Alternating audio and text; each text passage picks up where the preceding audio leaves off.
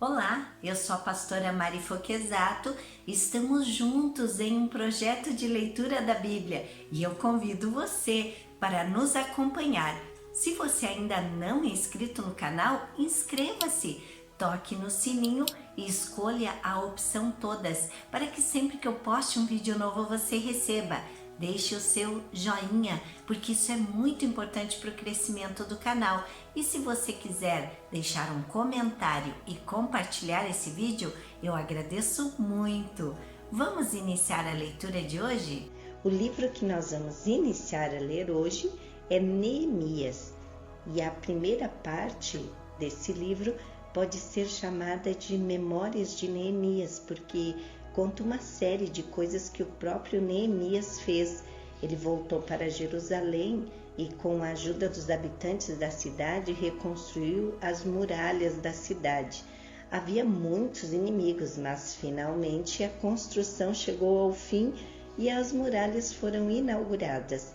Na segunda parte do livro, quem aparece com destaque é Esdras, o sacerdote mestre da lei. Depois da leitura pública da lei e da celebração da festa das barracas, o povo confessou seus pecados e fez um acordo solene com Deus, prometendo viver segundo o que manda a lei de Moisés.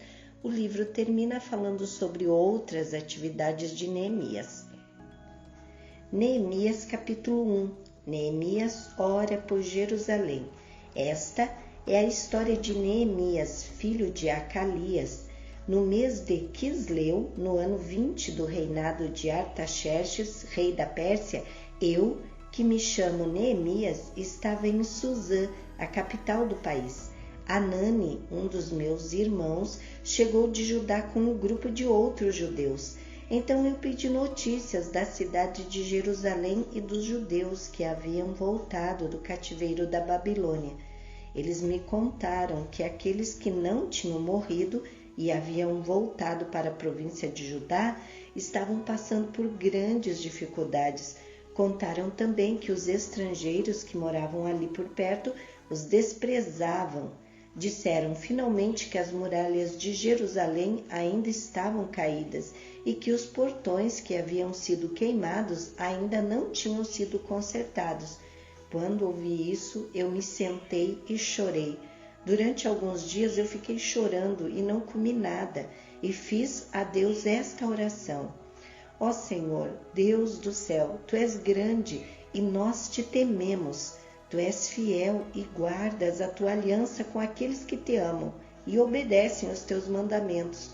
Olha para mim, ó Deus, e ouve as orações que faço dia e noite em favor dos Teus servos, o povo de Israel. Eu confesso que nós, o povo de Israel, temos pecado. Os meus antepassados e eu temos pecado. Com os nossos atos temos pecado contra Ti. E não temos obedecido os Teus mandamentos. Não temos obedecido às leis que nos deste por meio de Moisés, Teu servo. Lembra agora do que disseste a ele: se vocês, o povo de Israel, forem infiéis a mim, eu os espalharei entre as outras nações. Mas, se depois disso vocês voltarem para mim e obedecerem os meus mandamentos, eu os trarei de volta para o lugar que escolhi para ali ser adorado, mesmo que vocês estejam espalhados pelos fins da terra. Senhor, estes são teus servos, o teu povo. Tu os livraste do cativeiro com teu grande poder e com a tua força. Ouve agora a minha oração e as orações de todos os outros teus servos que têm prazer de te adorar. Faze com que eu tenha sucesso hoje e que o rei seja bondoso comigo. Nesse tempo eu estava encarregado de servir vinho ao rei. Neemias capítulo 2. Neemias vai para Jerusalém. O que vou contar aconteceu 4 meses mais tarde, no 20º ano do reinado de Artaxerxes. Um dia, quando o rei estava jantando, eu peguei o vinho e o servi. O rei nunca me havia visto triste e por isso perguntou: por que você está triste? Você não está doente, portanto, deve estar se sentindo infeliz. Então eu fiquei com muito medo e respondi: que o rei viva para sempre. Como posso deixar de parecer triste quando a cidade onde os meus antepassados estão sepultados está em ruínas e os seus portões estão queimados? O rei perguntou: o que é que você quer? Eu orei ao Deus do céu e depois disse ao rei: se o Senhor está contente comigo e quiser atender um pedido meu, deixe que eu vá para a terra de Judá a fim de reconstruir a cidade onde os meus antepassados estão sepultados. O rei, tendo a rainha sentada ao seu lado, concordou com meu pedido. Ele perguntou quanto tempo eu ficaria fora e quando voltaria, e eu disse: então pedi ao rei um favor, que me desse cartas para os governadores das províncias do Eufrates Oeste, com instruções para que me deixassem passar até chegar à região de Judá. Também pedi uma carta para Asaf, o guarda florestal do rei, mandando que me desse madeira para fazer os portões da fortaleza que protege o templo, e para fazer as muralhas da cidade e a casa onde eu iria morar. E o rei me deu tudo o que pedi, porque Deus estava comigo. O rei mandou que fossem comigo alguns oficiais do exército e uma tropa da cavalaria. Então eu viajei para a província do Eufrates Oeste e ali entreguei aos governadores as cartas do rei. Mas Sanbalate, da cidade de Bet-Horon, e Tobias, um oficial do país de Amon, ficaram muito zangados quando souberam que alguém tinha vindo para ajudar o povo de Israel. Eu cheguei a Jerusalém e durante 3 dias não contei a ninguém o que pensava fazer pela cidade de acordo com o que Deus havia posto no meu coração.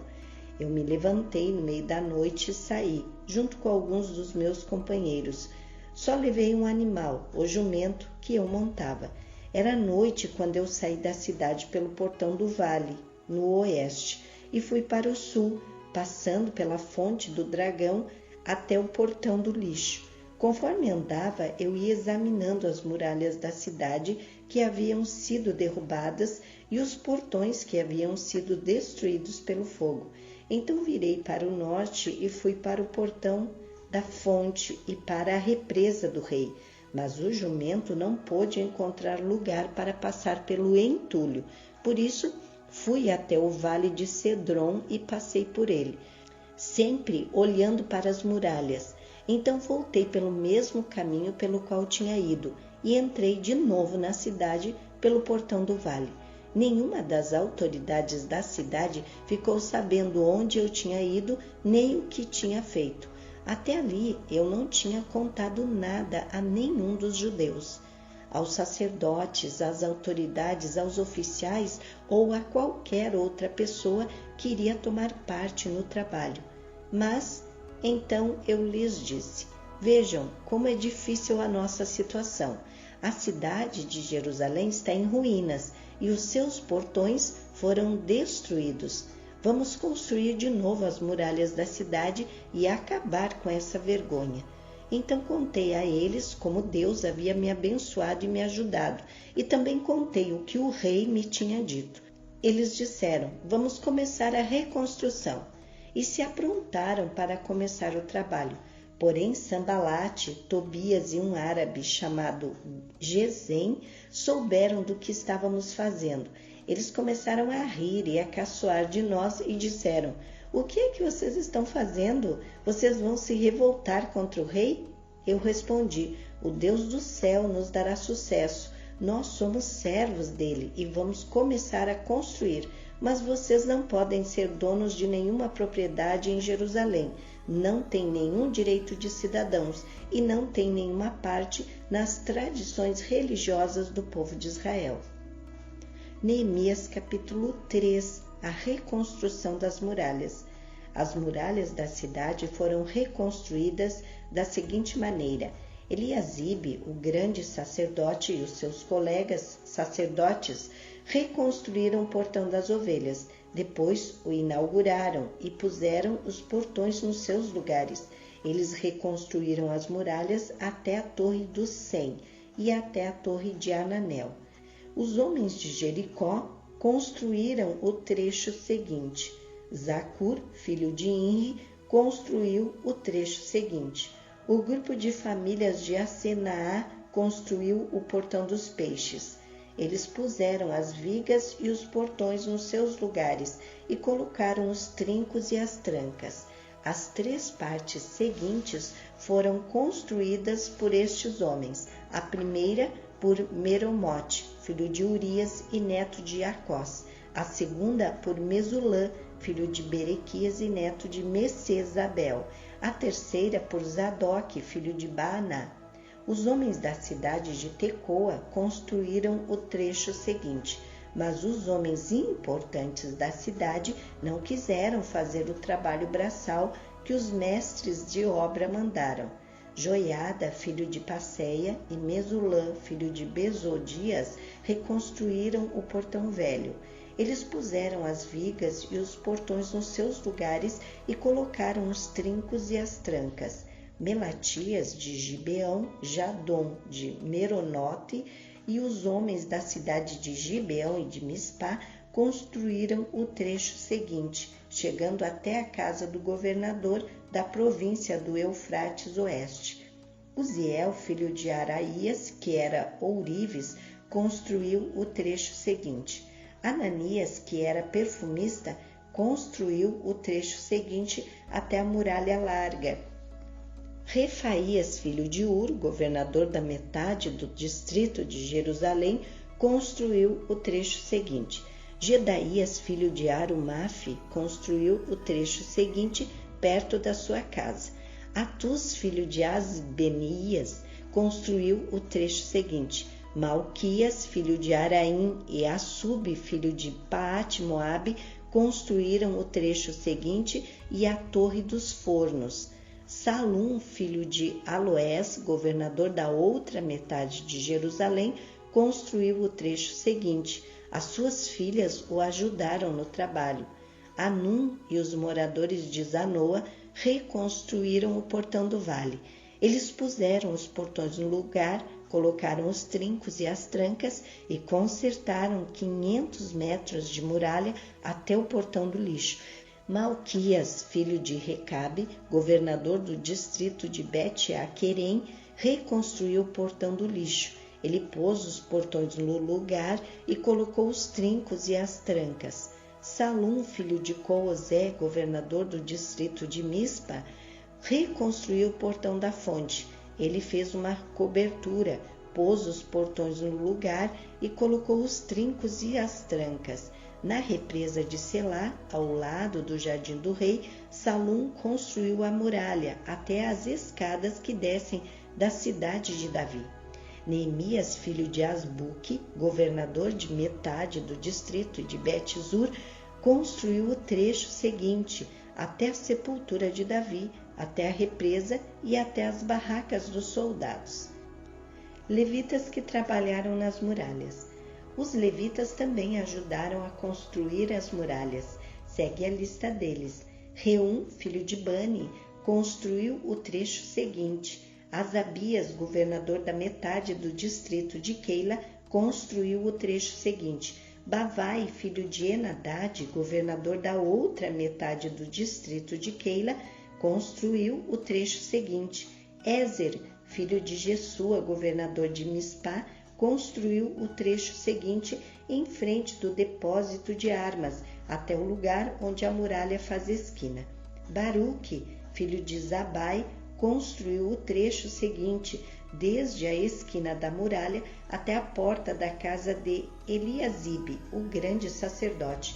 Meremote, filho de Urias e neto de Acós, construiu o trecho seguinte, desde a porta da casa de Eliasibe até o fim da casa. Sacerdotes que trabalharam nas muralhas. Os sacerdotes também ajudaram a reconstruir as muralhas. Segue a lista deles. Os sacerdotes que moravam em redor de Jerusalém construíram o trecho seguinte. Benjamim e Assub construíram o trecho seguinte em frente das suas casas. Azarias, filho de Maceias e neto de Ananias, construiu o trecho seguinte em frente da sua casa. Binui, filho de Enadad, construiu o trecho seguinte, desde a casa de Azarias até a esquina da muralha. Palau, filho de Uzai, construiu o trecho seguinte, começando da esquina e da torre do palácio de cima, perto do pátio da guarda. Pedaías, filho de Parós, construiu o trecho seguinte até um lugar no leste, perto do portão das águas e da torre que guarda o templo. Isso fica perto daquela parte da cidade chamada Ofel, onde moravam os homens que trabalhavam no templo.